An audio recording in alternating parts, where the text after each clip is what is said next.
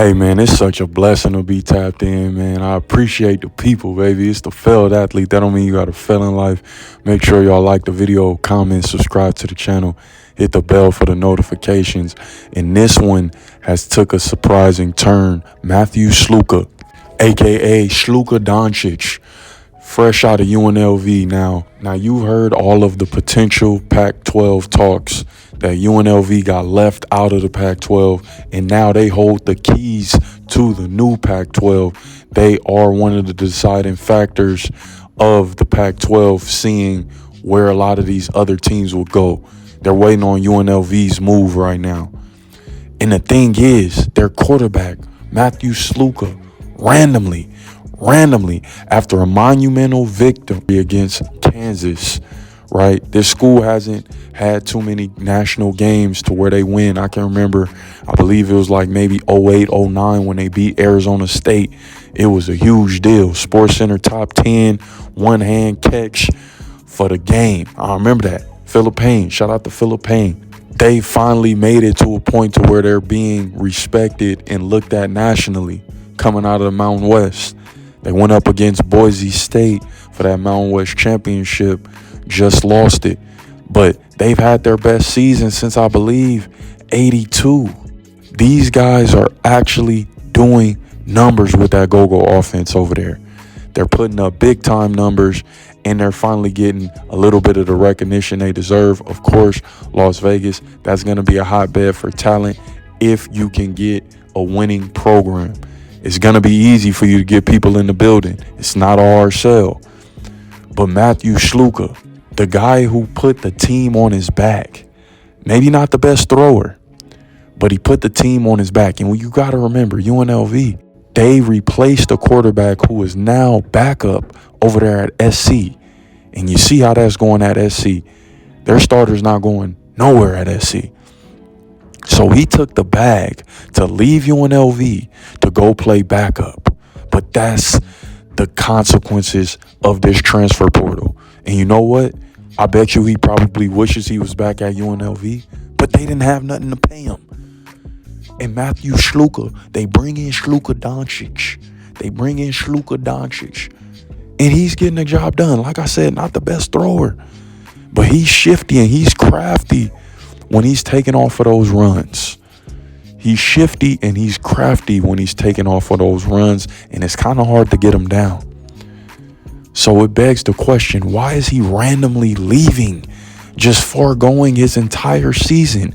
Did that check not clear? Did that NIL money not go through like it was supposed to go through, Sluke? And you just decide, hey, I'm in Vegas. You know what? I'll take my bet. And I'll bet on myself and I'll gamble. It's time to roll the dice. So that's exactly what happened. And, allegedly, there hasn't been any real statements to why he's left yet. Just so randomly, so abruptly at the beginning of the season. But maybe he made up in his mind, hey, if this check doesn't clear by such and such day, and he's a transfer from an FBS school, or is it FCS? I always get the two mixed up. But he did so much numbers at his school to where they said, hey, we got to go get this dude. He's a legend at the school that he came from. A legend. Now he's out there at UNLV making things happen, getting monumental wins. And this happens right on the brink of Pac-12 entry. See, this type of stuff, when you're trying to build a program, when you're trying to enter into that next level, it's like, damn, is the program cursed? Is a place like UNLV cursed? They can't get no talent in there. Is rumors to Suge having something to do with Tupac's death? You got Suge, a legend, up at UNLV. So it's like, when can these guys catch a break? Or is this program just simply cursed? You never really know. But what we do know is this catastrophic dropped ball by UNLV is going to go down in UNLV history. It's just a series of bad luck. You got that great win against Kansas. You got a quarterback who is willing to lead you to the promised land. And now you got to play the backup hocus pocus. I mean, you got to play the backup hokey pokey. Ain't that what the game called? Hokey pokey? Ring around the rosy. Musical chairs where you trying to find a goddamn quarterback. My quarterback. No, your quarterback is gone. And my belief is that he left off the strength of not getting paid. That almighty dollar is serious. It gets real when it's money involved. It no longer is about the love of the game. It no longer is about how I'm going to build up my name in these college ranks. I need my bag now. I need what I was promised now. You're not about to pay me on the back end. Give me my money ASAP. Just give me my money. Ain't that what the kids are saying now? Just give me my money. So he's feeling like he's deserved to get paid, especially after that monumental Kansas W. And I can't be mad at the kid. You know, unless this is some type of family emergency, which I doubt. Unless this is some type of medical issue, which I doubt. But could be a thing. Maybe he's had multiple concussions and he got hit one too many times. Maybe that's the case. Maybe they toured him. Maybe they toured him out of there.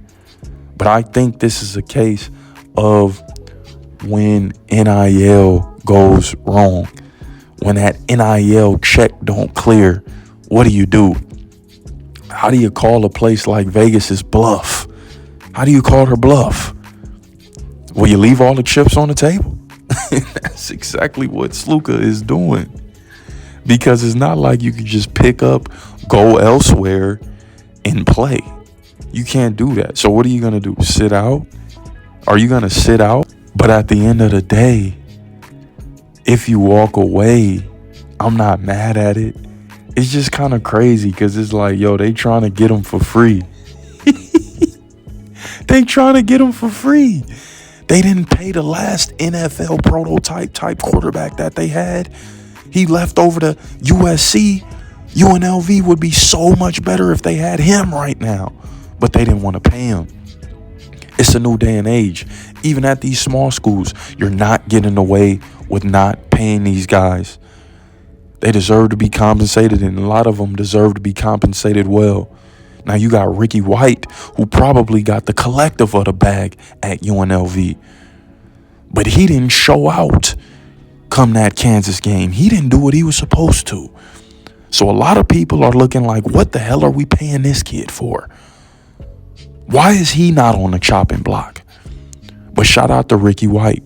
You know, he's still 5th, 6th on a lot of these receiver boards in the NFL. So hopefully he can parlay his dreams into the big bucks. But right now, I ain't mad at him. Take what you could get. Sluka, it's a lose-lose. You're not getting paid and you're not being able to do what you love best, man. And I think when it's all said and done, when Sluka looks back at this situation and he says, well, damn, I left because they didn't pay me, allegedly. I left because, you know, that check didn't clear, allegedly. He's going to say, damn, what if it would have played out different, man? What if I just would have stayed and the money would have eventually came? Or maybe what if I just said, F the money? Yeah, they screwing me over, but I still want to play. I still love to play. But, you know, people got pride. People got egos.